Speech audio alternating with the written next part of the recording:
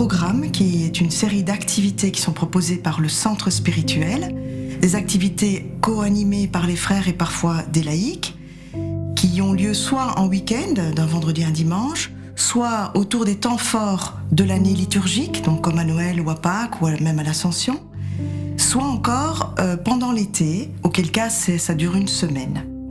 Ce sont des temps que l'on appelle de retraite ou des sessions. Donc ça, c'est une des premières propositions que nous faisons ici.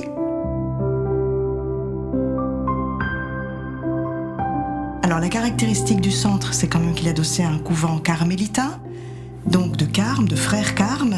Et là, on a une série de retraites autour des grandes figures spirituelles du Carmel, donc des personnes dont on connaît les noms ou pas.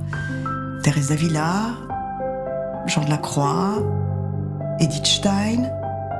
Et chaque fois des personnalités qui ont marqué les esprits et qui viennent certainement nous dire quelque chose aujourd'hui. Il y a des séjours plus particuliers qui concernent par exemple la préparation au mariage et donc qui s'adressent aux fiancés, jeunes ou moins jeunes d'ailleurs.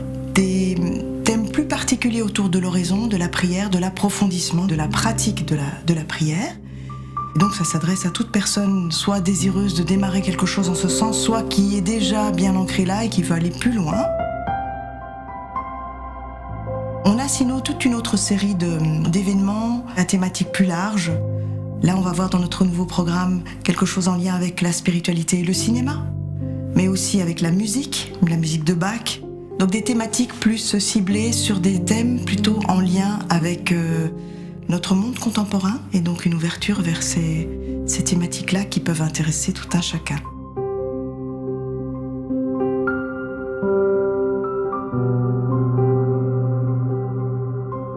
Il est possible sinon aussi de venir à titre individuel, donc lors de ce que l'on appelle un séjour personnel, donc un temps, on va dire, de ressourcement qu'une personne déciderait de prendre dans sa vie, à une occasion particulière ou simplement par besoin de rencontrer une communauté religieuse ou de creuser des choses dont elle sent que c'est nécessaire à ce moment-là de sa vie. En général, ce sont des séjours de 2 à 3 jours.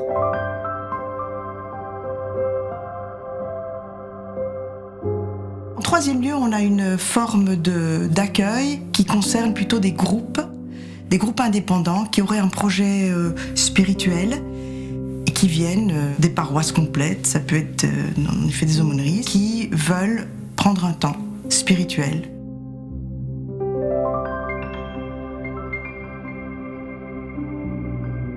Le centre permet aussi de faire bénéficier aux personnes qui viennent chez nous une forme de participation aux activités que le couvent propose. On a par exemple les lundis de l'Avent, les lundis de Carême, et ça ce sont des temps plutôt autour d'un temps de conférence avec les frères, avec d'autres personnes qui viennent de l'extérieur.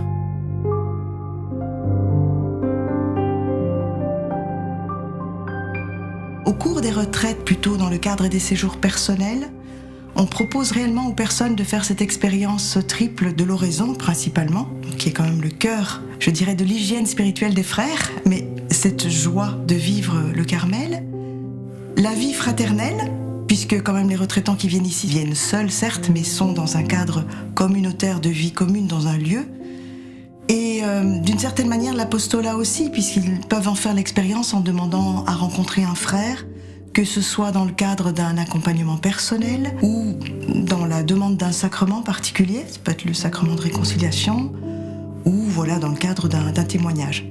Alors ces 3 aspects d'accompagnement que proposent ou d'intervention que proposent nos frères sont aussi accessibles aux groupes qui viennent.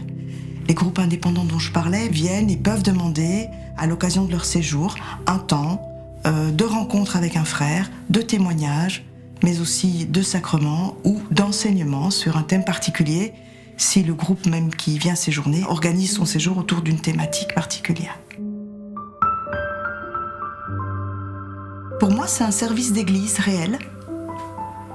Je me sens devoir rendre concret l'hospitalité à laquelle l'Écriture nous invite. Donc on est dans, je pense, une continuité d'une histoire sainte, j'irai jusque-là, qui se traduit de façon précise dans ce service avec la communauté pour recevoir l'hôte et le faire aller jusqu'au Christ si c'est ce pourquoi il est venu et ce que nous sommes en mesure de lui offrir.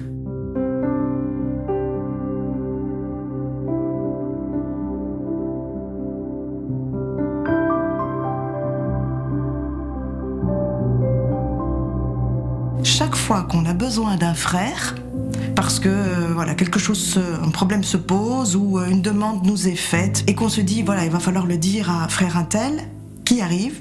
Le frère en question. Donc ça, alors pour moi ça veut dire qu'il y a un réel esprit qui habite notre travail et qui habite la maison. Cet esprit de complicité trouve à ce moment-là une forme de réalisation, et des fois ça nous faisait rire parce qu'on se disait il faudra qu'on le dise à frère untel, et il arrive à ce moment-là, quoi. Ça permet certainement une fécondité de trouver un lieu et un temps pour se faire vrai, se faire réel. Soyez les bienvenus, quelqu'un vous y attend, en plus que nous.